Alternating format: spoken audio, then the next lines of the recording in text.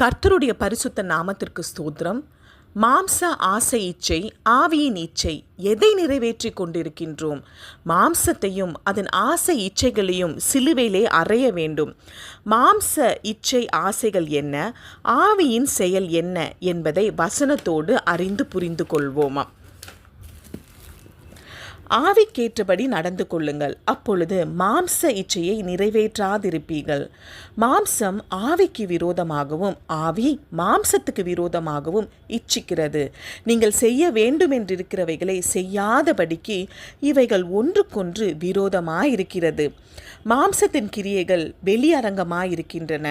அவையாவன: விபச்சாரம், வேசித்தனம், அசுத்தம், காம விகாரம், விக்கிரக ஆராதனை. முரட்டாட்டம் பண்ணுதல் விக்கிரக ஆராதனைக்கும், பில்லி சூனியம், ரெண்டகம் வஞ்சகம் பண்ணுதல் பில்லி சூனியத்துக்கும் சரியாயிருக்கின்றது.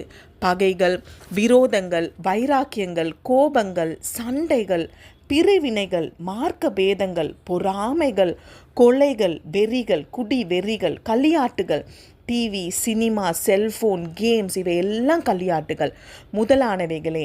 ஸோ இப்படிப்பட்ட காரியங்களை நம்ம செய்யும் பொழுதெல்லாம் நம்ம மாம்ச இச்சைகளை நிறைவேற்றி கொண்டு இருக்கிறோம். ஆனால் ஆவியின் கனியோ, ஆவியின் கிரியைகள் என்ன? ஆவியின் கனியோ அன்பு, சந்தோஷம், சமாதானம், நீடிய பொறுமை, தயவு, நற்குணம், விசுவாசம், சாந்தம், இச்சையடக்கம். இப்படிப்பட்டவைகளுக்கு விரோதமான பிரமாணம் ஒன்றுமில்லையே. ஆவியின் கனிகளை நம்ம வெளிப்படுத்தும் பொழுது நம்ம ஆவிக்குரிய காரியங்களை நிறைவேற்றி கொண்டு இருக்கிறோம். கிறிஸ்துவனுடையவர்கள் தங்கள் மாம்சத்தையும் அதன் ஆசை இச்சைகளையும் சிலுவையிலே அறைந்திருக்கிறார்கள். ஸோ நம்ம மாம்சத்துக்குரிய இச்சை ஆசைகளை நம்ம சிலுவையில் அறைய வேண்டும். ஜெபிப்போம். ஏசப்பா, எல்லா மாம்ச இச்சைகளையும் ஆசைகளையும் சிலுவையிலே ஆணி அறைந்து பாவம், சாபம், தரித்திரத்திலிருந்து விடுதலை கொடுத்து ஆவிக்குரிய மீட்பை, நித்திய ஜீவனை எங்களுக்கு உண்டு பண்ணி எங்களை ரட்சித்தீரே அப்பா. அதே போல் நாங்களும் எங்கள் மாம்ச ஆசை இச்சைகளை சிலுவையிலே அறைந்து ஆவிக்குரிய கிரியைகளை நிறைவேற்றி எங்கள் பணியை முடித்து எங்களையும் எங்களுக்கு உரியவர்களையும் ரட்சிப்பில் நடத்த எங்களுக்கு உதவி செய்யுங்கள். பரிசுத்த ஆவியானவர் ஆளுகைக்குள் ஒப்படைக்கிறோம். இயேசு மூலம் ஜெபிக்கிறோம் நல்ல பிதாவே.